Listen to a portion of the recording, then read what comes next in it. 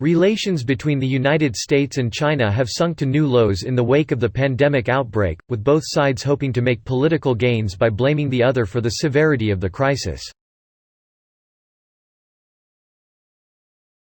U.S. President Donald Trump blamed China for the global pandemic again on Wednesday, claiming Beijing could have stopped the outbreak, which he labeled as the worst attack we've ever had on our country. Earlier, China's foreign ministry said that the U.S. should focus on fixing its problems at home and stop spreading disinformation or misleading the international community. The divisions between Beijing and Washington go back long before the viral outbreak in Wuhan, and they are unlikely to end when the global pandemic is brought under control.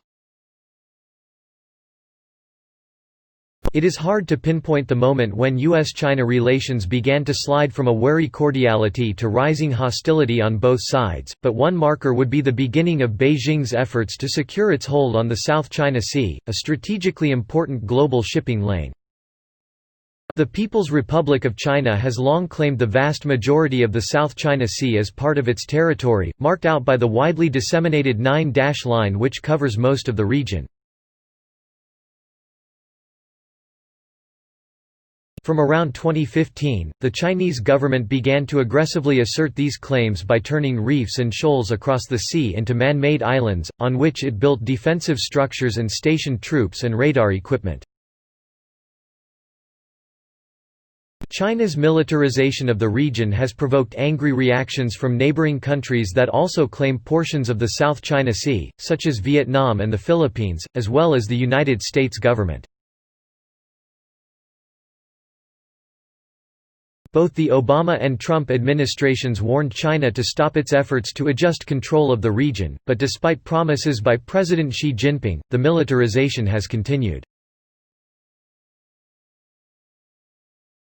In response, the U.S. performs regular freedom of navigation operations in the South China Sea, sailing American naval vessels in close proximity to the Chinese man-made islands.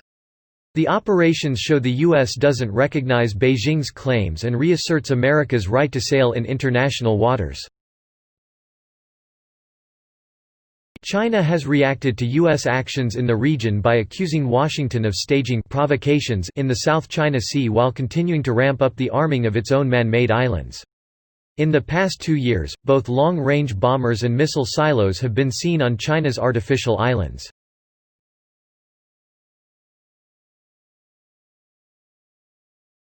Last month, the U.S. Navy staged back-to-back freedom of navigation operations, in what analysts have described as part of a new strategy aimed at creating a degree of operational unpredictability.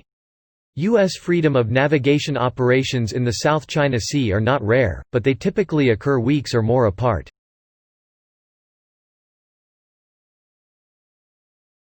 The U.S. strongly opposes China's bullying and we hope other nations will hold them to account too, U.S. Secretary of State Mike Pompeo said in a statement in last month. Beijing's claim over Taiwan has been an ongoing point of tension with the U.S. for more than 70 years. But under Xi, who has pushed to cut off Taiwan's diplomatic allies and modernize China's military, it has become a renewed concern. Mainland China and Taiwan have been governed separately since the end of a bloody civil war in 1949. After declaring victory, the Chinese Communist Party founded the People's Republic of China in Beijing and the former government, known as the Republic of China, fled to take refuge in Taiwan.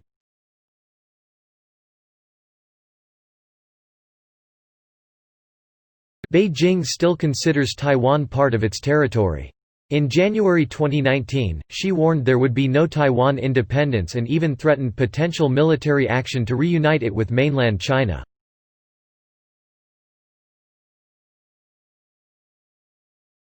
While the U.S. has been careful to maintain a public recognition of the so-called One China policy, which states there is only one China and it is the one ruled by Beijing, it has maintained a close unofficial relationship with Taiwan, now a vibrant democracy of 23 million residents.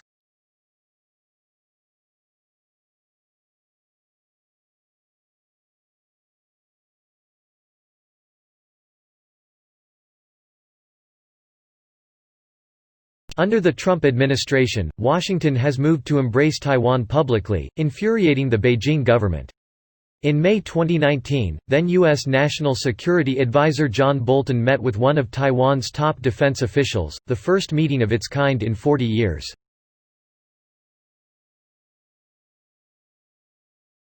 Three months later, President Trump agreed to a massive arms deal with Taiwan, including dozens of new F-16 fighter jets. At the time, Chinese Foreign Ministry spokeswoman Hua Chunying said the U.S. would bear all the consequences if it kept interfering in Taiwan. It must be stressed that the Taiwan issue concerns China's sovereignty, territorial integrity, and security interests, Hua said.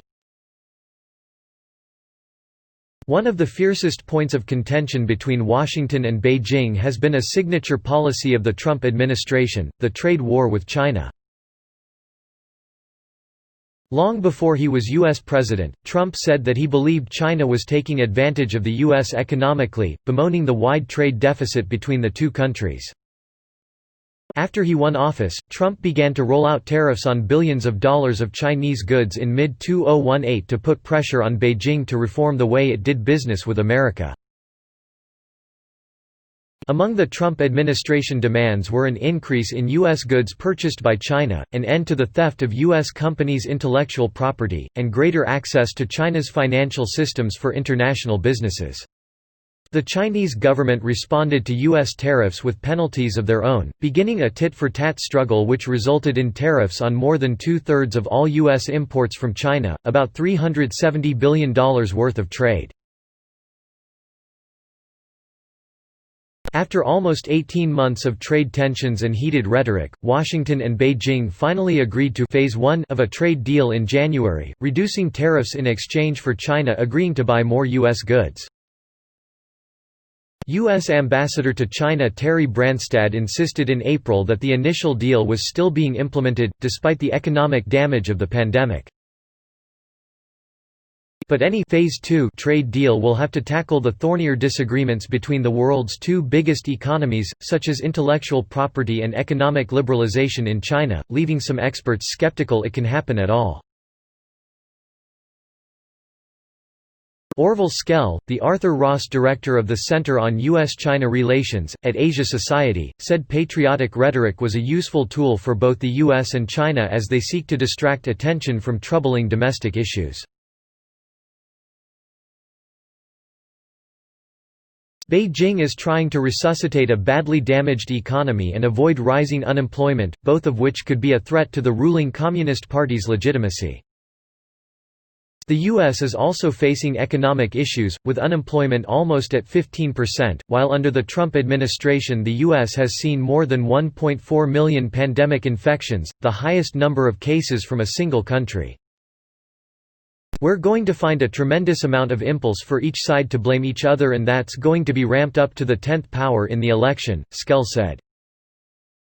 President Trump and presumptive Democratic presidential candidate Joe Biden have already released ads attacking each other for being too accommodating to Beijing. But even once the pandemic and the 2020 election are over, Skell said there was no obvious plan about how to de-escalate tensions or return the U.S.-China relationship to a stable footing. "That's what is so worrisome, one cannot see how this might be arrested, at least there's not much evidence of human will or human beings designing a road map to try to slow this process down," Skell said. "We seem to be just in a state of freefall."